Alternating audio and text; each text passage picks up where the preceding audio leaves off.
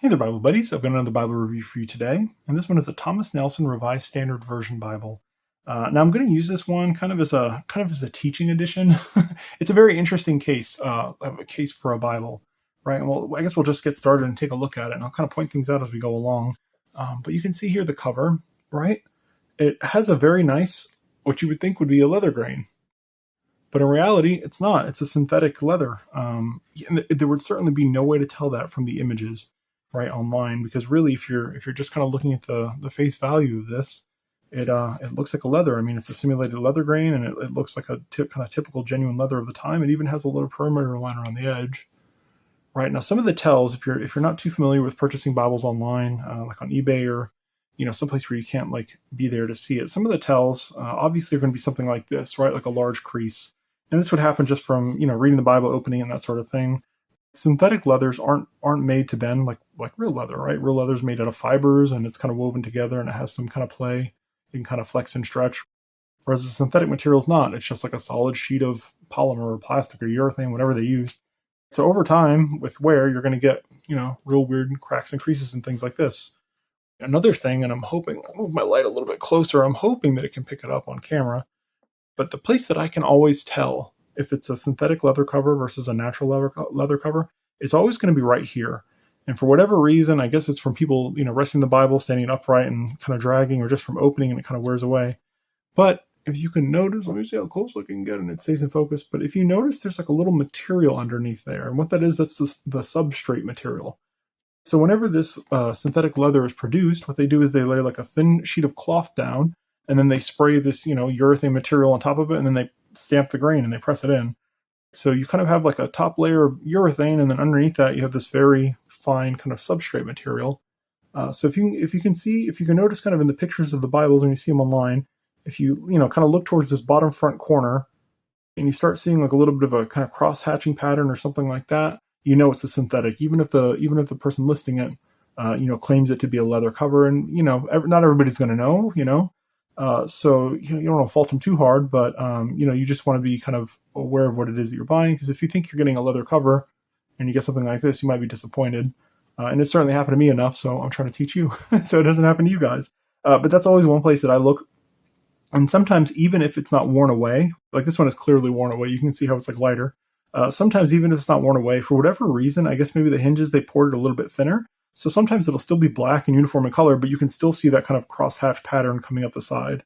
And if you look really close, I really wonder if the camera can pick it up, but I can kind of see it here, kind of that pattern of the substrate material running up. So that's one tell. We'll look at some other things too as we go. But as far as the spine goes, we have Holy Bible, then Revised Standard Version, and Nelson. Right, and there are 1, 2, 3, 4, 5 raised hubs. And these are nicely raised. I don't know if you can see them on the camera, but they're certainly very easy to feel and very nice. Another tell, especially with older Bibles, is usually the gilt did not adhere to the synthetic covers as well as they did to the original leather covers. So sometimes you'll see like a leather cover like this where it's not in like horrible shape. I mean, granted, it's got this giant crack, but like it's not really in horrible shape, but yet the kind of the gold is kind of worn off and flaking off. However, with a normal like kind of natural leather cover, you wouldn't have like flakiness like this. Eventually the gold will wear off, but it's going to wear very evenly. So you kind of see like the outer portion start wearing away, and it kind of moves inwards, right? And like if somebody's holding the Bible all the time, you're going to get almost kind of like a wear pattern in certain areas where you'd expect it with their hand holding it. Whereas here you can see it's just kind of chipping off here, and then there's like kind of little bits and pieces where it's kind of missing. And that's usually a tell that it's a synthetic leather cover. On the back we have that same grain, faux grain, kind of repeated. And then on the top, we can see that there is no ribbon, it's absent. And there's a red and yellow head and tail band, or red and yellow head and tail bands. Another tell, right? Another big tell for whether or not an edition is going to have a leather cover. And this is pretty standard between all of the manufacturers, or at least from what I've seen, is the absence of the gold gilt. You can see this has a very nice, very dark red coloration here, page edges, dyed page edges. It's very nice, very dark, very well done. I mean, really well done. But the absence of the gold is like red flag. So if you don't see gold on the page edges, if it's just white or if it's red like this, and this was kind of typical, they would dye it red, instead of putting the gold edges. But if you see red page edges, that should be a red flag. immediately, and you should say like, okay, that's probably not a leather cover.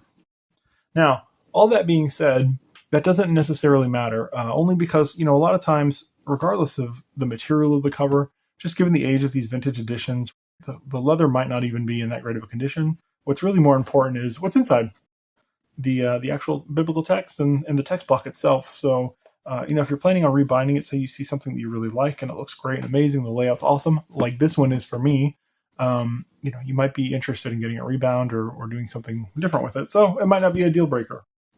When we open it up, we see that it is a paper paste down, and it does not appear to be reinforced there. It does have Linda written. I don't know if you guys can see that. Thanks, Linda. It does have a black paper paste down. It is that Saffiano kind of leather cross-hatching look stuff that we've seen recently. The corners are, the corners are there. There's corners. That's all I'm going to say. So let's get into the biblical text, and you can see why. Like, even though this one, the selling point for me on this one was not the cover. I mean, I kind of had an idea it wasn't going to be a real leather cover. When I got it, I was okay, cool. For me, the selling point was the guts, right? The paper. So the paper and just the text layout itself. So we just have the end sheet here. There's no blank pages, and this one actually did have a removed page. Now, sometimes it's very easy to spot a removed page. Sometimes not so much. Usually, the page that people remove is going to be the presentation page. I don't know why they remove the presentation page. Are they ashamed that they read a Bible? I don't know. I think it's weird to me to remove the presentation page because I always think it makes it look worse, right, when they do that. Because usually, you can see here, right, it's usually not super clean. I think if I remember correctly, I went in and tried to clean this up as best I could. But you can still see it's kind of rough and a little raggedy and stuff. And to me, this looks worse than just having a presentation page with somebody's name on it. I'm certainly not going to... If anybody's out there watching these and wondering if I'm going to go approach you, like if I find your old Bible, I'm not going to. I'm just going to say, thank you for your contribution to the channel. That's about the best I can do, right? So we'll look at the title page.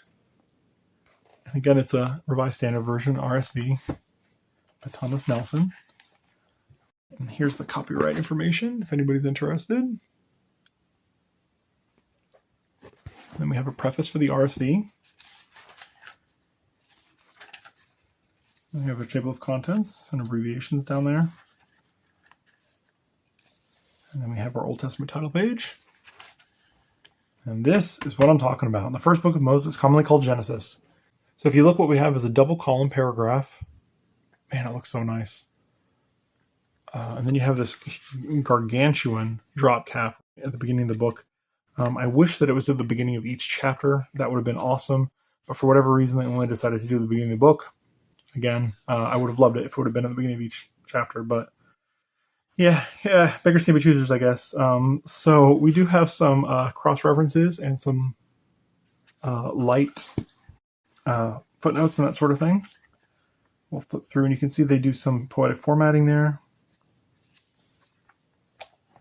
We do have the chapter names, the book names and the chapter numbers up in the top exterior corners. On the interior, we have running headers. There's no running headers in the text, so it's just going to be whatever you get there at the tops of the pages. And then you have a double line chapter indicator there. See another drop cap here. So look at that beautiful tea. I'll show you guys. Wonderful tea. Love it. Love it. All right, so let's flip to the kind of the center here. So the reason I like this, and Esther will do perfectly. So the reason I like this Bible is, man, just look at this. Isn't it beautiful for an RSV? I think this is such a lovely presentation.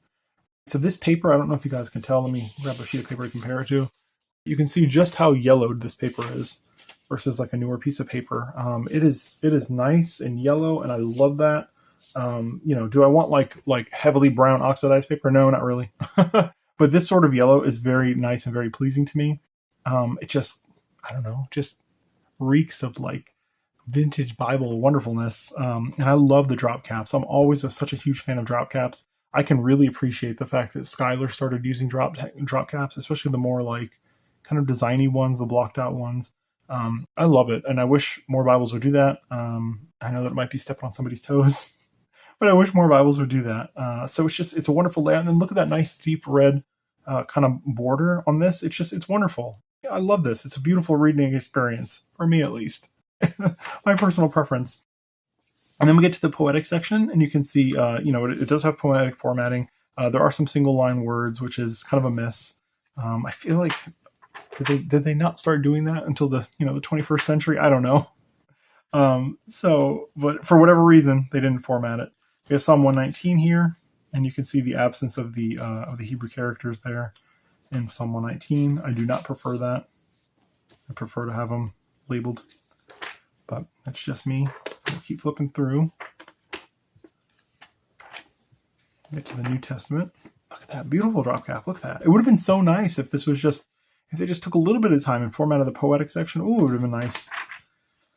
But alas. All right, let's go to Matthew. And we do have a color plate here, which is weird, I think, because I don't think that there's very many in here. Yeah, there's only like a couple. 2, 3, maybe 4. Not very many. But there's a color plate here. I'll show you guys.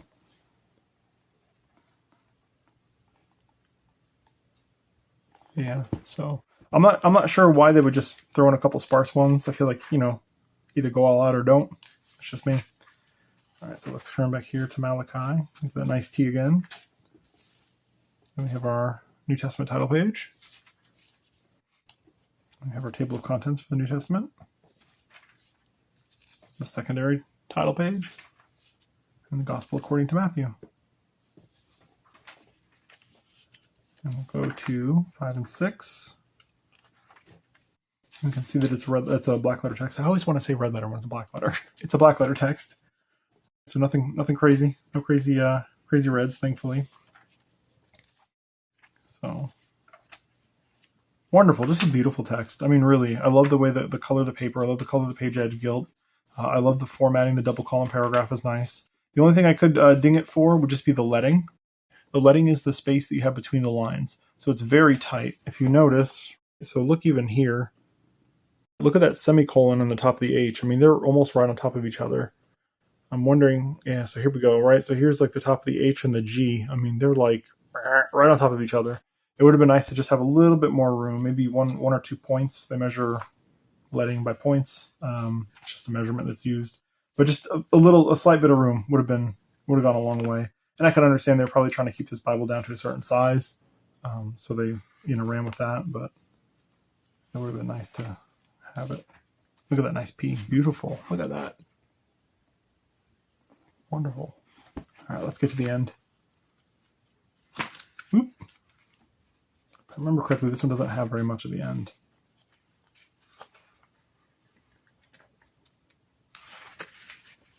So there we go. We have the end of Revelation.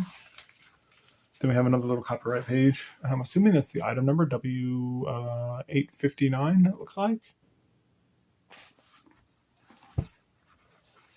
And we have our maps. These aren't half bad, not gonna lie. I don't mind the super vibrant greens are kind of, but not bad overall.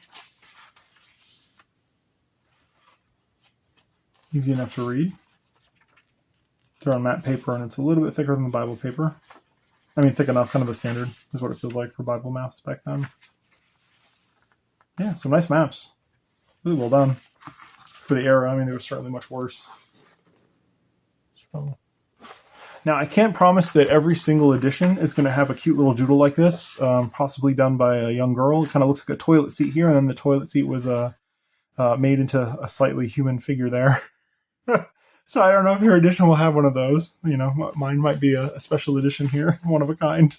So nanny boo boo, right? And then that's it. So let me get you guys some measurements. This is a nice mid-size, so it's 7 and 5/8. I always have a problem with 7 and 5/8. Always gets me. So 7 and 5/8 inches tall and just shy of 5.5 inches wide.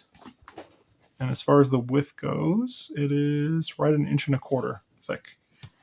So let's take a look at the fonts.